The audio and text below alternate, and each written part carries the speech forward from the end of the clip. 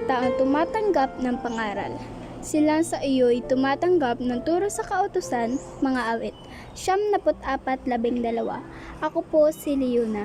Kasalukuyang naninirahan dito po sa probensya ng Bulacan. Kung papaano po ako hinango ng ating Panginoong Hesus sa lusak ng kasalanan, ang siya ko pong ibabahagi rito po sa tanikalang lagot. Ganito po iyon. Leona, anak, pumunta ka ng Agusan del Sur. Pupunta po ako sa Agusan? Bakit may problema po ba? Papang, ang rubber production natin doon? Oo, anak, may mga paparating pang mga punla ng rubber sa Sabado. Dapat may titingin doon. Bakit hindi sa ate at Kuya Avelino ang iyong utusan? Sila ang dapat na may responsibilidad sa pagpapatakbo ng ating negosyo roon. Papang, sila ang mga nakataganda kong kapatid. Sa iyo ko na nga ipinamamahala ang lupa sa Agusan. Bantayan mo ang mga tauhan natin doon. Baka may ginagawa ng anomalya sa rubber plantation doon. Baka iyong mga katas ng rubber na nakuha sa mga puno mismo ng rubber ay naipupuslit at kinakalakal sa iba ng mga pasaway nating tauhan. Sige po, Papang. Kailan po ba ako luluwas patungong Agusan? Sa lalong madaling panahon, anak. Papang, talaga po? Sa akin ang single na motorbike na ito? Oo, anak. Di ba hiningi mo sa akin iyan? Kaya binili kita. Ingat ka lang sa pagmumotor. Ikaw, Junicio, sinusunod mong palagi ang luhon ni Leona, kaya lumalaking sutil ang anak mo eh. Tiyak, palagi na yan kasama ng barkada niyang di motor dito sa atin. Naku naman, Jubensya. Hayaan mo nang maging masaya ang anak natin.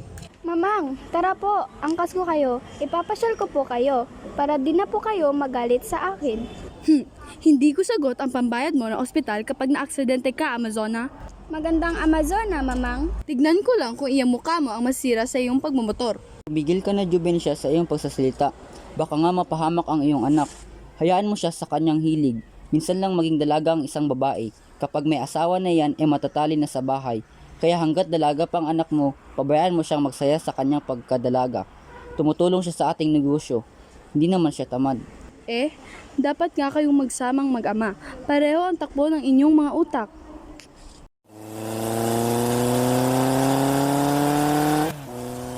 Si Mamang talaga super sungit. Palibasa may pagkakastila. Dugo ng isang Kastila ang umiiral sa kanya at hindi dugong Pilipino. Kaya mata pobre, masungit, pasaway rin. Salamat na lang at hindi ako nagmana sa kanya. Sarap talagang i-drive ang bagong motor na ito. Leona, paspasan natin at patutulin ang mga kasamahan natin. Tayo na lang ang naiiwan sa pagpapatakbo ng motor. Sayang motor mo, bago pa naman.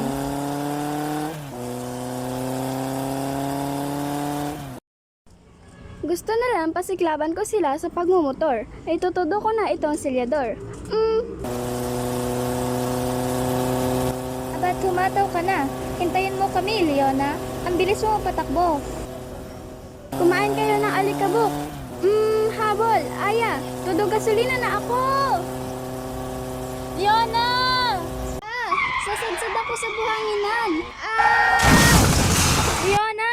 Leona! Buhay ka pa ba? Leona! Aray ko po, ang braso ko, namamanhid. Buhay pa ako, bruha ka, tulungan mo ako.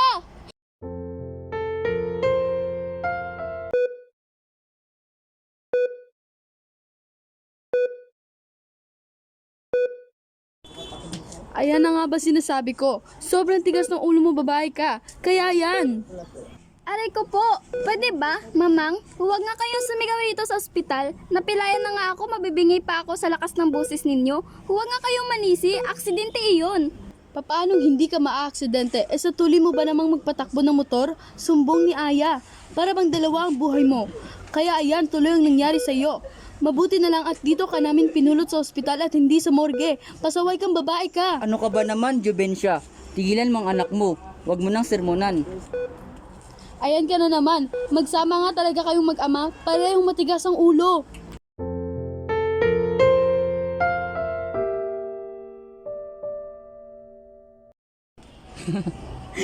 Kamusta na, Inday Leona? Wala ka ng motor. Bali pa ang iyong paa at basa pa ang mukha. Isa ka pa, Kuya Avelino. Imbis na kahabagan mo ako, inaalas ka mo pa ako. Huwag kang mag-alala, gagaling rin ako. At makapag-motor pa ako, makikita mo. Aksidente lang ito, Dodong. Pero wala ka ng motor kasi ibininta na ni Mader ang iyong motor. Kakabatak lang kanina. Ano? Bakit ibininta ni Mamang? Motor ko iyon. Si Papang, di ba inawat si Mamang? Kailan ba umubra si Papang kay Mamang? Kailan mo ba nakita na sunod sa bahay si Papang? Di ba palagi naman si Mamang ang nasusunod? Kaya sorry ka na lang, Inday Leona.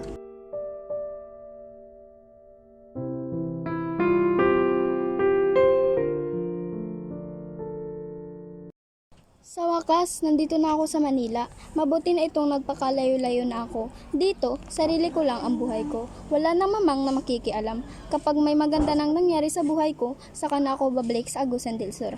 Ipakikita ko kay mamang na kaya ko mabuhay na wala sila ni Papang sa aking tabi. Kanila na ang yaman nila, sa akin ang kalayaan ko.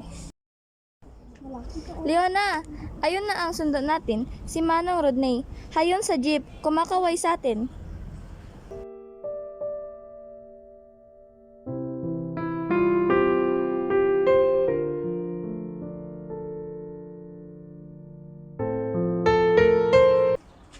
Tuloy ka, Leona. Maupo ka.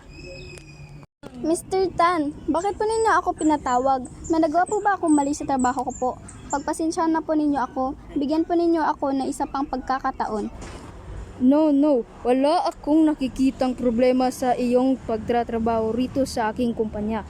Mabilis kang ngang matuto at masipag ka. Kaya gusto kong ikaw kumuha ng 2 shift. Po, Mr. Tan, wala kayong reklamo sa aking trabaho? Salamat po. Sige po, payag po ako.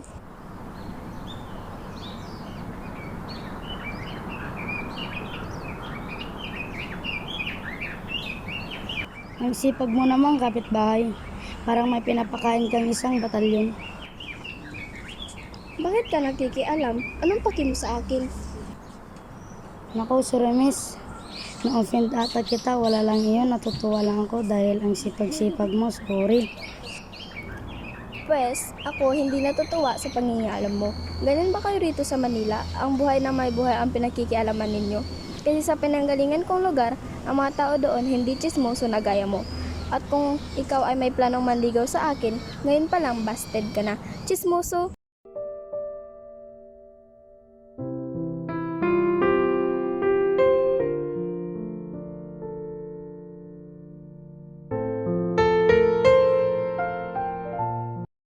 Ikaw talaga, Leona. Hanggang dito sa Maynila, dala mo pa rin yung pagkasutil mo. Kawawa naman itong tao. Ipinahiya mo. Di bali sana kung walang nakarinig, inandun pa naman iyong guard.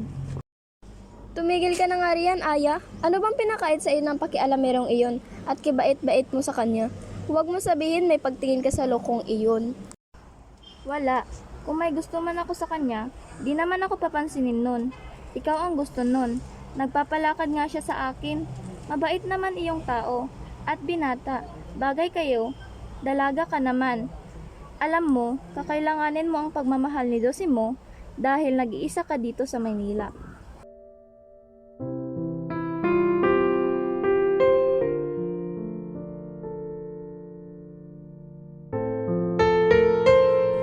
Kung kailan masama ang pakiramdam ko, doon pa wala ang mga bruha. Nahihilo ako.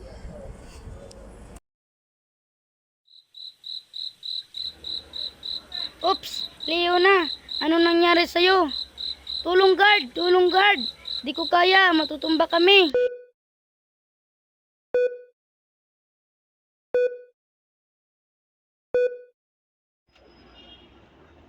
Salamat sa tulong mo at nasalo mo ako, Diyosimo.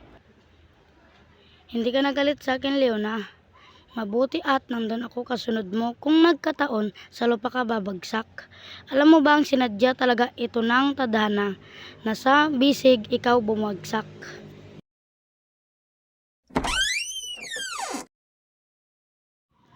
Dito talaga ako nakatira. Matagal ko nang inuupahan itong silid na ito. Dito tayo masisimulang mamuhay bilang mag-asawa. Masusumikap ako ng husto para sa ating magiging anak.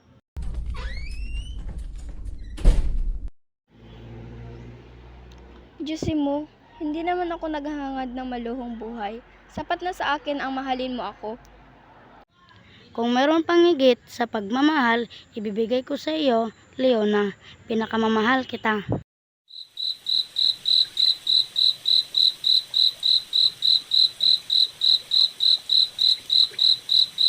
Ano bang nangyari sa iyo, tao ka?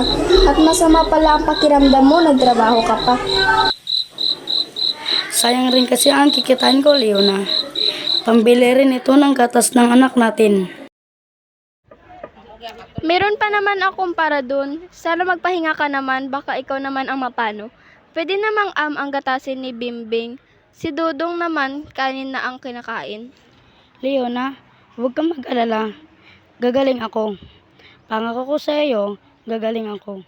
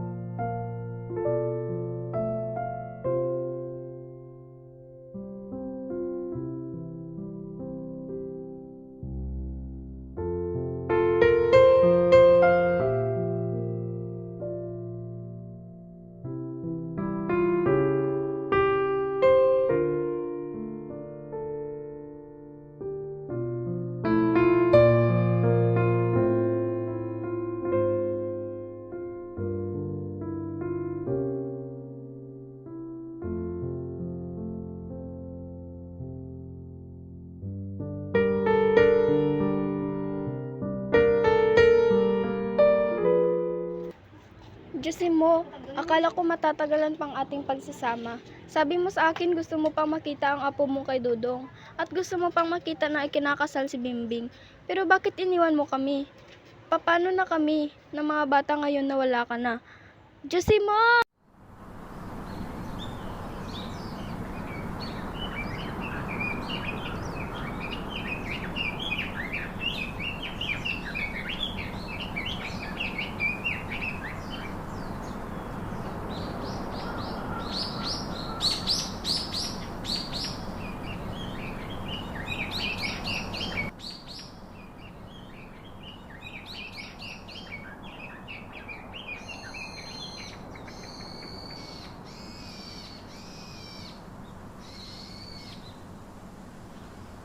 Leona, gaya mo rin akong biyuda. Maliliit pa ang mga anak ko nang namatay si Sergio ko.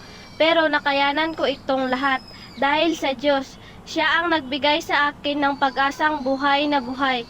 Kung kaya't napagtagumpayan ko ang lahat ng pagsubok sa aking buhay.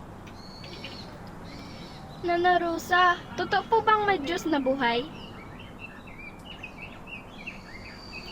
Meron, Leona. Subukan mong dumalo sa gawain sa linggo. Mapapatunayan mong ang Diyos na aking sinamba ay buhay na buhay.